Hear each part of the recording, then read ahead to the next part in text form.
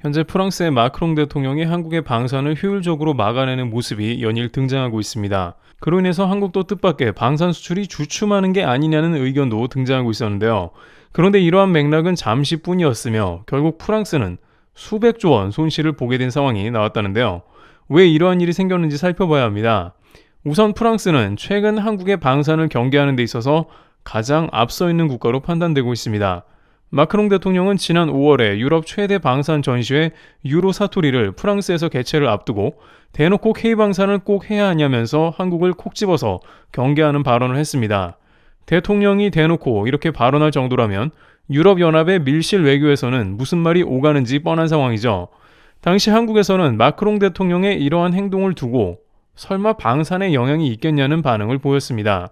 러시아가 전선을 확대하는 가운데 유럽에서는 더욱더 방산의 수요가 급해지는 흐름에 있었기 때문입니다. 폴란드는 물론이고 루마니아 등에서는 K9 자주포, K2 전차, 천무에 이르기까지 서로 매우 급한 상황이고 이제 유럽뿐만 아니라 중동과 동남아에 이르기까지 한국의 방산의 신뢰도가 급상승해 수요가 높아졌습니다. 결정적으로 이제 미국 내에서 한국이 조선소를 인수하고 북미 지역의 함정과 잠수함 등을 건조한다는 것은 한국의 방산이 미국으로 인해 검증되었다는 신뢰를 주기 때문에 한국의 방산 운신의 폭이 커졌음을 의미합니다. 그런데 그럼에도 불구하고 최근 유럽 각 국가에서 결정되어져 나온 사안은 심상치가 않은데요. 우선 K9을 구매하기로 했던 슬로바키아에서는 돌연 프랑스 자주포로 등을 돌리는 모습이 나왔습니다. K9 자주포의 영향이 절대적인 동유럽에서 이런 여유를 부리고 있을 때가 아닌 상황임에도 불구하고 슬로바키아 역시 한국에 국방 사절단만 보내는 등 간만 보고 나서 프랑스 자주포 세자르로 갈아타려 합니다. 세자르 자주포인 경우에 차륜형으로 한국의 궤도형과 뚜렷하게 다른 점이 있지만 이 역시 매우 의외입니다. 폴란드, 루마니아에 이어서 우크라이나 인근에 있는 슬로바키아가 그런 결정을 내린 것이 당황스러운데 당장 러시아, 우크라이나가 전선을 계속 확대하려고 하며 이는 슬로바키아에도 직접적인 영향이 있습니다. 게다가 결정적으로 트럼프가 차기 미국의 대통령이 될 확률이 매우 높다는 겁니다. 트럼프가 대통령이 된다면 그는 우크라이나에 대한 지원을 거의 끊어버릴 것으로 예상되고 있습니다. 물론 트럼프는 궁극적으로 푸틴 대통령을 만나서 탑다운 방식으로 전쟁의 휴전을 제안할 수 있습니다만 푸틴은 미국의 지원이 줄어든 틈을 타서 우크라이나 영토를 훨씬 더 확보하려고 들 수 있다는 점입니다. 그러다 보면 폴란드, 루마니아 등 주변국 등의 안보가 취약해지면서 군수물자가 절박해지게 되는 것이죠. 이 가운데 여유롭게 프랑스에 자주포를 들인다는 생각을 하고 있으니 슬로바키아 행보가 황당한 것이죠. 이에 대해 군사계에서는 이는 마크롱 대통령을 비롯한 유럽연합의 본색이라는 의견을 강조합니다. 그들이 유럽 영내의 방산을 구매하자고 암암리의 외교 뒷문에서 협의를 강화하고 있다는 것입니다. 실제 이탈리아는 독일과 프랑스 연합 전차 KNDS에 500대가량의 전차를 발주하려고 했다가 이들의 만성적인 납기 문제와 가격 등으로 인해서 포기하고 한국의 K2 전차가 물망에 올라 있었습니다. 하지만 결국 이탈리아는 다시 독일의 라인메탈 링스 전차를 포함 500대를 발주할 걸로 MOU를 했죠.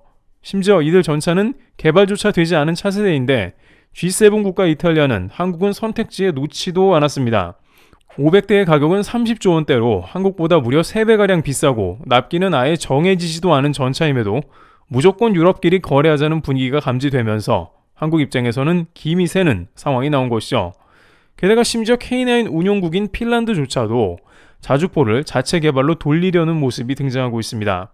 전세계 K9 클럽 멤버인 핀란드는 혹독한 겨울에서 한국의 자주포의 위력을 실감하고 있는 국가이지만 그들은 차세대 자주포를 자체 개발 혹은 유럽연합에 기대는 수순으로 가는 방향을 설정했다고 보여집니다. 핀란드 소식통에 따르면 이들은 K9에 대한 추가 주문보다는 새로운 자주포를 드릴 것으로 예상했습니다. 이 정도 되면 한국 입장에서는 유럽에서 신규 고객은 물론 기존 고객조차도 슬슬 발을 빼는 게 아니냐는 의견이 나오죠. 심지어 이들은 러시아의 위협을 코앞에서 본 국가들임에도 팔이 유럽 안으로 굽고 있는 상황을 연출합니다. 군사계에서는 유럽이 잘못 판단하고 있다면서 트럼프 대통령 당선 이후에 위험성을 모른다고 경계하는데 러시아는 전선을 확대할 수도 있으며 문제는 여기에 중국까지 본격 가세하는 모습이 등장한다는 겁니다.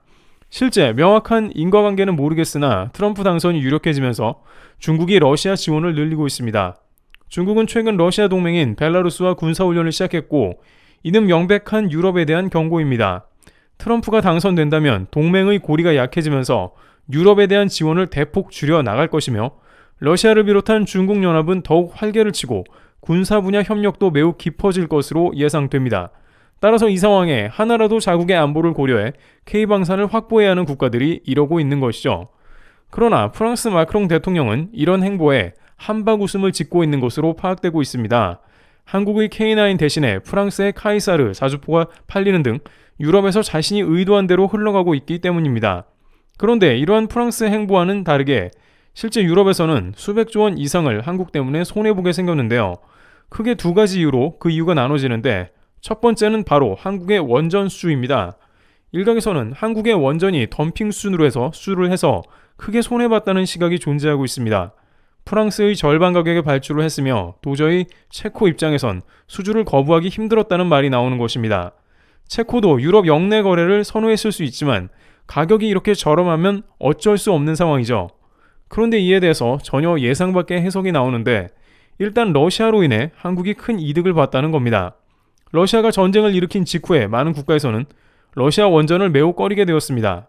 예전에는 러시아 역시 저렴한 가격을 앞세워 한국보다 훨씬 유리한 고지를 점령하는 모습이 나왔으며 실제 터키를 비롯해서 복수의 국가가 한국을 제치고 러시아를 택하는 모습이 등장하기도 했습니다.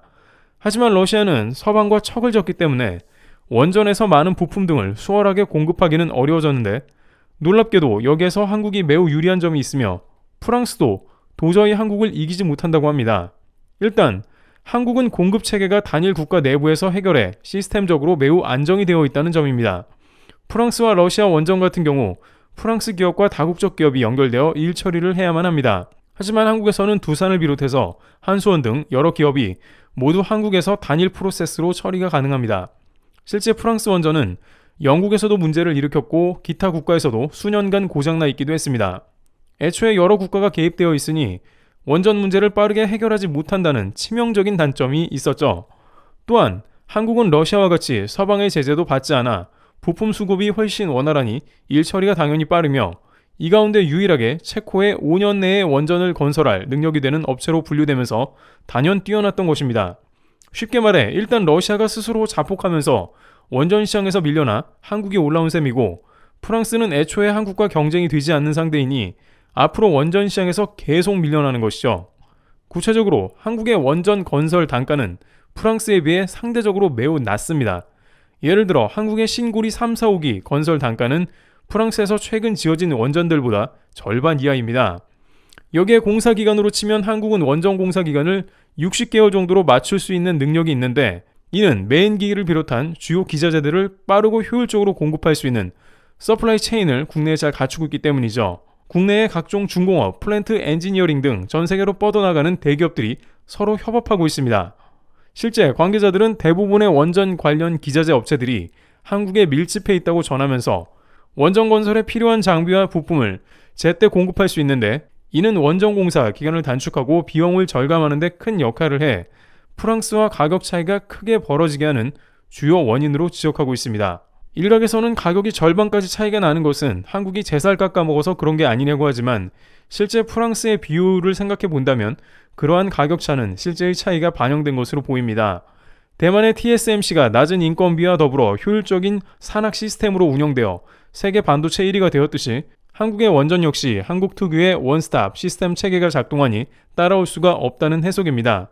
이러한 한국 컨소시엄은 주기기 제작, 설계, 연료 공급, 운영 등 모든 분야에서 앞서 논의된 대로 단일국적으로 이뤄져 있어 협업이 매우 원활하다는 것입니다.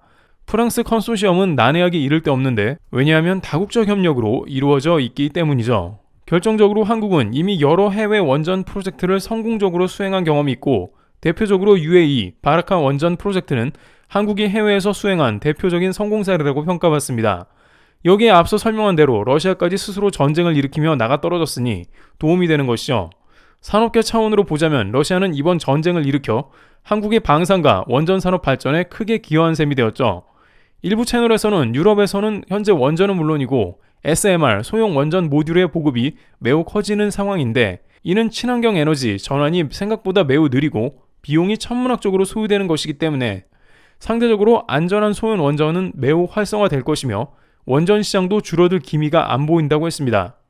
즉 프랑스가 한국에서 방산을 막았다고 좋아하지만 결국 원전에서 수백조 원 수주를 빼앗길 수 있으며, 그렇다고 한국의 방산이 막히는 것도 아닌 것이 미 블룸버그에서는 결국 K2와 K9이 유럽을 지배하며 한국의 방산은 전세계 4강으로 가는 것이 거의 확정적이라는 의견을 내놓고 있는 상황입니다.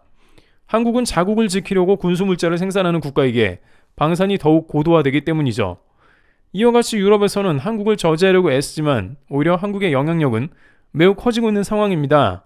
프랑스 마크롱 대통령이 아무리 유럽 영내 거래를 하자 외쳐도 그 의도대로 절대 되지 않고 있는 흐름입니다. 트리블TV였습니다. 감사합니다.